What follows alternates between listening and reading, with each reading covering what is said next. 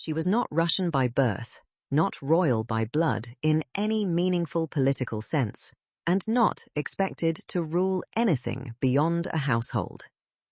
Yet Catherine II would go on to become the most powerful woman in Russian history, transforming an empire and leaving behind a legacy that historians still debate centuries later. Born Sophie of Anhalt-Zerbst in 1729, a minor German princess from a relatively obscure noble family, her path to the Russian throne began when she was selected as a bride for the heir to the Russian Empire, Grand Duke Peter. She arrived in Russia at just 14 years old, converted to Orthodox Christianity, learned the Russian language with fierce dedication, and reinvented herself entirely.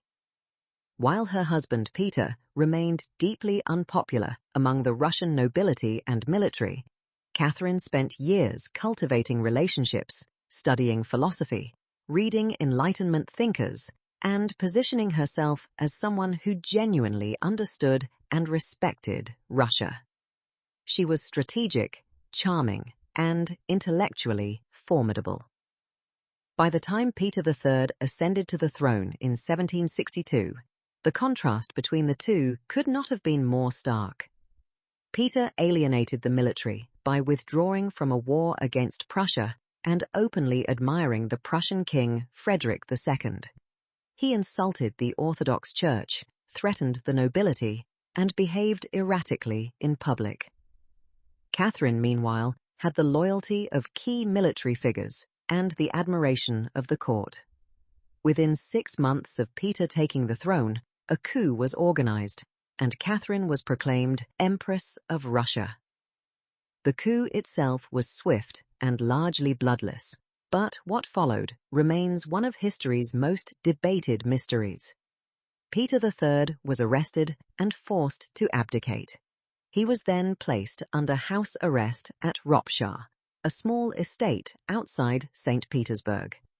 Just 8 days after his abdication, Peter was dead.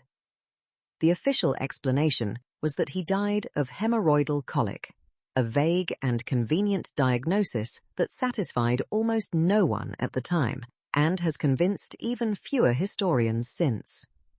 Letters written by Alexei Orlov, the brother of Catherine's close companion and likely lover Grigory Orlov, suggest something far more sinister. In one letter, Alexei wrote to Catherine confessing that Peter had died during a struggle, though the exact circumstances described were chaotic, and the letter's authenticity has been questioned over the years. What is historically clear is that Catherine benefited enormously from Peter's death. A living deposed emperor would have remained a permanent threat to her rule, a rallying point for opposition. Whether she ordered his death, allowed it to happen, or was genuinely uninformed, the result secured her position. She never faced a formal challenge rooted in Peter's survival, and she ruled for 34 more years. The shadow of that death, however, followed her reputation throughout her reign and beyond. Among the most profound contradictions of Catherine's reign was her relationship with the institution of serfdom. She was deeply influenced by Enlightenment philosophy, corresponding personally with Voltaire, Diderot, and other leading thinkers of the age. She genuinely believed in the principles of human dignity and rational governance. Early in her reign, she convened the Legislative Commission in 1767, a massive consultative body meant to modernize Russian law.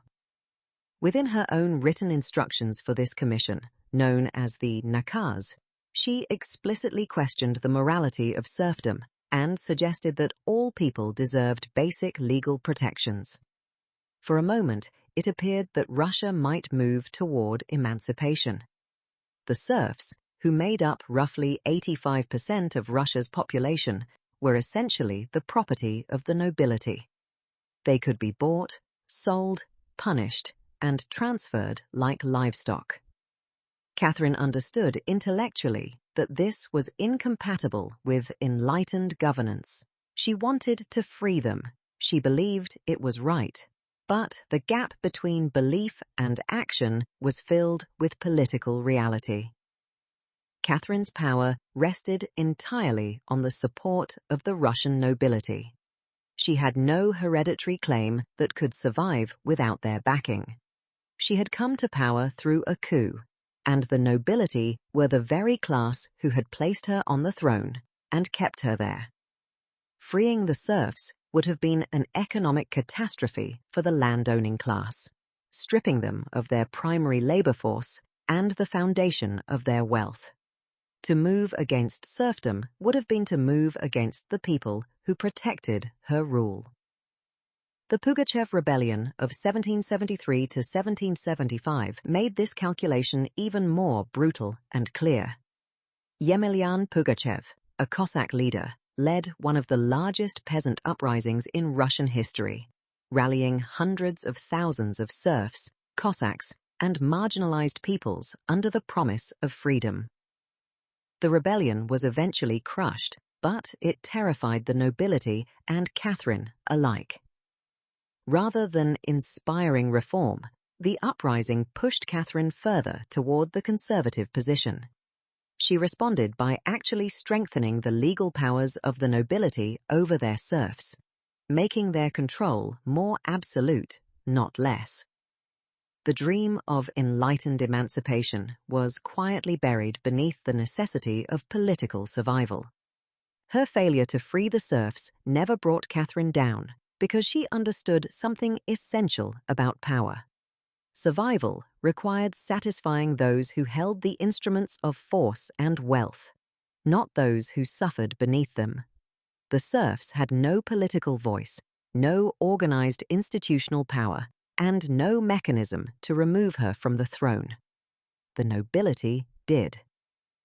Catherine managed this contradiction by remaining genuinely useful to the ruling class while projecting an image of enlightened benevolence to the outside world.